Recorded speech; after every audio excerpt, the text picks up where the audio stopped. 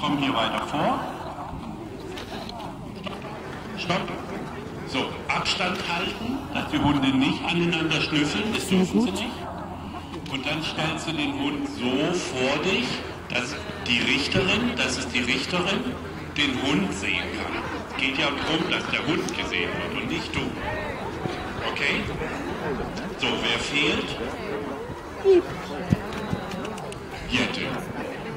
Okay. So, jetzt werden wir eine Runde laufen. So, baut den Hund mal auf, stellt ihn hin, Jette, immer der Hund steht vor dir und nicht du. Anina, okay. Hier ist die Richterin. Okay, wunderbar.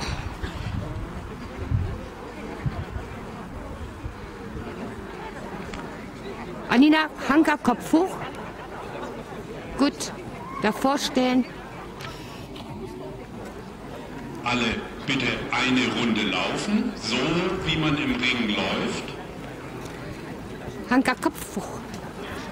Prima, wunderbar. Du läufst ein bisschen zu schnell. Und der Hund kann nicht frei laufen. Das wippet sehr gut, der Barsoll auch. Und das wippet zum Schluss sehr gut. Stopp. So. Jetzt baut die Runde bitte auf. Und die Richterin kommt jetzt zu euch.